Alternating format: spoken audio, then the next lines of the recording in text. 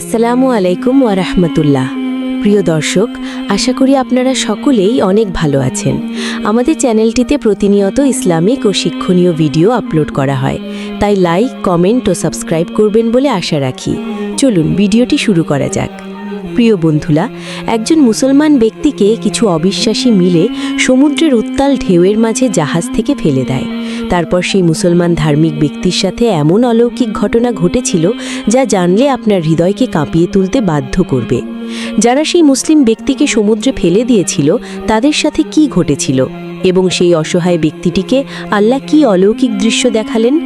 ইসলামের ইতিহাসে এমন অনেক বিস্ময়কর ঘটনা রয়েছে যা আমাদের মনে করিয়ে দেয় আল্লাহর অসীম শক্তি ও তার রহমতের ব্যাপকতা। এই ঘটনাটি আমাদের শিক্ষা দেয় আল্লাহর সাহায্য যে কোনো সময় যে কোনো পরিস্থিতিতে এসে পৌঁছতে পারে।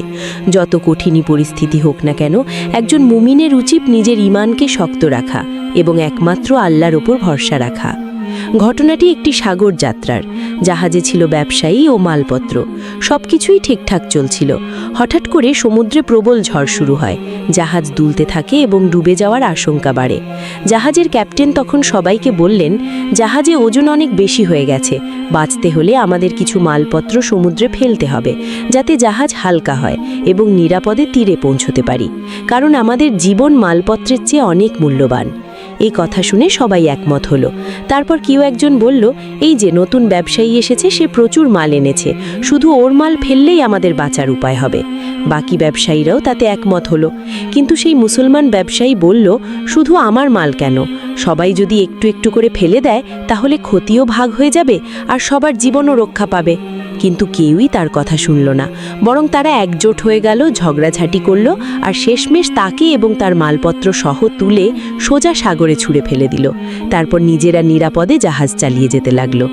এদিকে সাগরে পড়া সেই মুসলমান ব্যক্তি প্রাণপণে ঢেউয়ের সঙ্গে লড়াই করলেন, কিন্তু অবশেষে ক্লান্ত হয়ে তিনি জ্ঞান হারিয়ে ফেলেন। কিছুক্ষণ পরে যখন তার জ্ঞান ফেরে, তখন তিনি আবিষ্কার করেন তাকে ঢেউয়ে ভাসিয়ে নিয়ে এসেছে এক অজানা জনশূন্য দ্বীপে। চারিদিকে নির্জনতা, কোনো মানুষের চিহ্ন নেই, শুধু ঘন জঙ্গল আর বিস্তীর্ণ জলরাশি। কষ্টে ভেঙে পড়লেও তিনি আল্লাহর কাছে সাহায্য চাইলেন। ইয়া আল্লাহ, এই কঠিন পরিস্থিতিতে আমাকে বাঁচাও, আমাকে রক্ষা করো। কয়েকদিন সেই নির্জন দ্বীপেই তিনি কাটাতে লাগলেন। তিনি গাছের ফল খেয়ে মাঝে মাঝে খরগোশ শিকার করে দিন পার করছিলেন। একসময় পানির জন্য পেয়েছিলেন এক মিষ্টি ঝর্ণাধারা, সেখানে তিনি পানি পান করতেন। দিনের তাপ আর রাতের শীত থেকে বাঁচার জন্য তিনি নিজের হাতে জঙ্গলের কাঠ দিয়ে ছোট্ট একটা কুঁড়েঘর বানিয়ে ফেললেন। সবে মাত্র একটু শান্তি ফিরছিল জীবনে, কিন্তু একদিন চুলায় রান্না করার সময় অসাবধানতাবশত আগুন তার ছোট্ট কুঁড়েঘরে লেগে যায়। কাঠের ঘর বলে কথা, দ্রুত আগুন ছড়িয়ে পড়ে। তিনি অনেক চেষ্টা করেও আগুন নেভাতে পারলেন না। অল্প সময়ে তার তৈরি একমাত্র আশ্রয়টা ছাইয়ে ভস্ম হয়ে গেল। কতটা কষ্টের পর এই বিপদ যেন তার সমস্ত আশা ভেঙে দিল। তিনি আকাশের দিকে তাকিয়ে কান্না ভেজা কণ্ঠে বলতে লাগলেন, ইয়া আল্লাহ, সব দুঃখ কি আমার জন্যই রেখেছ? প্রথমে আমাকে অন্যায়ভাবে জাহাজ থেকে ফেলে দেওয়া হলো, এখন এই ছোট্ট ঘরটাও পুড়ে গেল। তুমি কি আমাকে ভুলে গেছো? এই প্রশ্নগুলো আমাদের অনেকের মনেই আসে, তাই না? কখনো কখনো বিপদ এলে আমরা আল্লাহকে প্রশ্ন করি, আমার সাথেই কেন সব হয়? সেই ব্যবসায়ীও আল্লাহর কাছে অভিযোগ করলেন। তারপর ক্ষুধা আর দুঃখে তিনি চুপচাপ শুয়ে পড়লেন। কিন্তু পরের দিন সকালেই ঘটে গেল এক অবিশ্বাস্য ঘটনা। তিনি চোখ খুলেই দেখলেন সাগরের দিকে ছুটে আসছে অন্য আরেকটি জাহাজ, আর কিছু মানুষ তাকে উদ্ধারের জন্য সেই দ্বীপে পৌঁছে গেল। তিনি বিস্মিত কণ্ঠে জিজ্ঞাসা করলেন, তোমরা কিভাবে জানলে আমি এখানে আছি? এই জিজ্ঞাসার উত্তরে তারা বলল, আমরা দূর থেকে ধোঁয়া উঠতে দেখেছিলাম, আমরা ভেবেছিলাম হয়তো কেউ বিপদে পড়ে সাহায্য চাইছে, তাই আমরা এখানে এসেছি।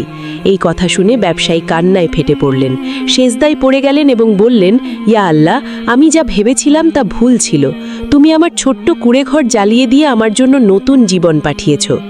জাহাজে উঠেই সেই ব্যবসায়ী আল্লাহর শুকরিয়া আদায় করলেন। তিনি আরও অবাক হলেন যখন জানতে পারলেন যে জাহাজ থেকে তাকে ফেলে দেওয়া হয়েছিল সেই জাহাজও আর গন্তব্যে পৌঁছতে পারেনি। জলদস্যুরা সেই জাহাজে হামলা চালায়, সমস্ত মালপত্র লুট করে নেয় এবং জাহাজের সব ব্যবসায়ীকে হত্যা করে দেয়। শুধুমাত্র সেই ব্যবসায়ী বেঁচে যান যাকে তারা অন্যায়ভাবে ফেলে দিয়েছিল। এই কথা শুনে তিনি আবারও কান্নায় ভেঙে পড়লেন। আল্লাহর দরবারে সেজদায় লুটিয়ে পড়ে বললেন, ইয়া আল্লাহ, তুমি যা করো সব উত্তমের জন্যই করো। আমরা মানুষ হয়েও শুধু তখন বুঝতে পারি যখন তুমি আমাদের সেই রহমতের দরজায় পৌঁছে দাও। বন্ধুরা, আমাদের সবার জীবনে এমন সময় আসে যখন সব কিছু অন্ধকার মনে হয়, ছোট্ট কুঁড়ে ঘরটা পুড়ে যাওয়ার মতো পরিস্থিতি তৈরি হয়। কিন্তু বাস্তবে হয়তো আল্লাহ সেই আগুনের ধোঁয়া দিয়েই আমাদের জন্য নতুন রহমতের দরজা খুলে দিচ্ছেন। প্রিয় বন্ধুরা, আপনার জীবনে কখনো দরজা বন্ধ হয়ে গেলেও হতাশ হবেন না। আপনার ছোট্ট কুঁড়ে ঘর যদি পুড়ে যায়, জেনে রাখুন আল্লাহ আপনাকে বড় কিছু দেওয়ার পরিকল্পনা করছেন।